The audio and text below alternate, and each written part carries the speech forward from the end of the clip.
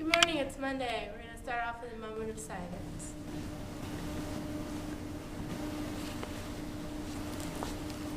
Thank you. Now for the pledge. I pledge allegiance to the flag of the United States of America and to the republic for which it stands, one nation, under God, indivisible, with liberty and justice for all. Remember to treat people right and to do the right thing. Today for lunch we're having deli turkey sandwich, carrot sticks, baked Cheetos, chilled fruit, chocolate chip cookie, and milk. And now an announcement from Mr. Hewlett. Good morning and happy Monday. Yes, students and staff, the week we have all been waiting for. We're putting it all on the line. This week is ISTEP. Of course, our goal at the very beginning of the year, we said we want 100% of our kids passing the ISTEP. So as we go through this week, of course, the schedule's been set. We'll start testing tomorrow on Tuesday. That's our longest testing period. Then we'll test on Wednesday, and then Thursday, 7th graders will test only, and that's for social studies, and then we'll wrap it up. So a few things that we need to talk about in terms of how we can be successful for this test. I've actually placed this information into the newsletter, which of course went out on Friday.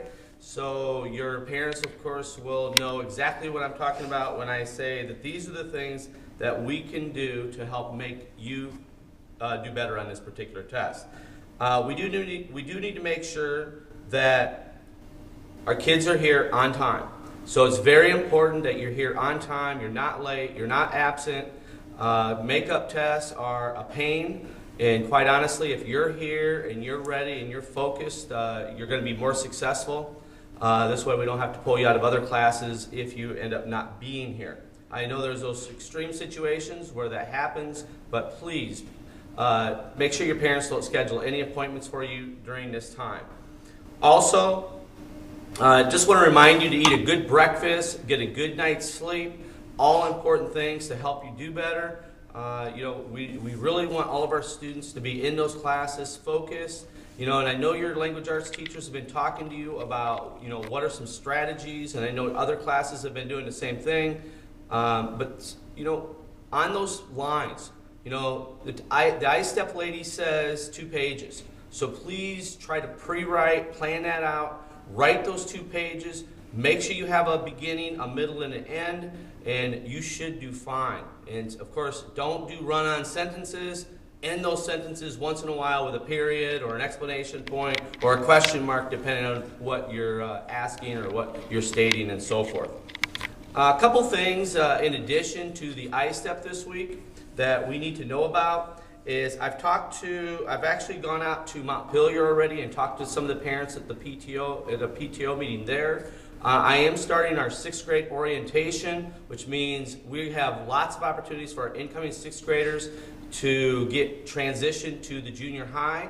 So I will be visiting Northside here in March, talking to the parents, just giving them an overview of what expectations, what programs, and so forth are here at the junior high. Also in April, I will be visiting both Montpelier and Northside schools and talking to the students. So that will be more of a student-directed, where students can ask questions.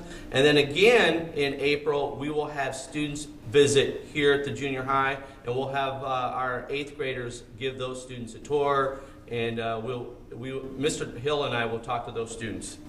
So again, that's coming up. I've made the announcement to our 8th graders already. I'm just going to remind you again, I placed this information in the newsletter, that the King and Queen dance that has been a long tradition. I know that students have asked me about it, but I am changing the format of that this year. We're not going to do the King and Queen dance the way it's been done in the past. First of all, I just don't think it's good for junior high students. I think that's more for the high school.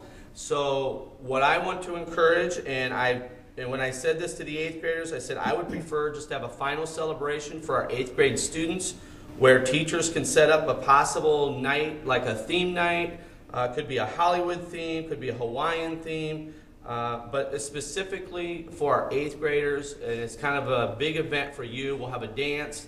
Parents can set up snacks. I mean, whatever the parents want to do to make that as extravagant as possible for you in your final celebration here at the junior high, that's going to be up to them. So I'm giving a call out to our parents that if they want that to happen, then they're going to need to initiate that. I do not want a formal. That's the idea. A formal is more for high school. We're junior high. It's we're friends. We're going as friends. It's a time for you to enjoy these last middle adolescent years with your friends here before you get into the rigor of being in high school.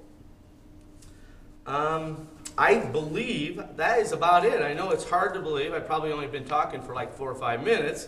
So I do want to again encourage our students for the I-STEP. Please do your very best. This is the first round. The second round will be the last part of April, first part of May. That will be the multiple choice section. So again, I encourage our students, please get to your location of where you're testing as quickly as possible on each and every day.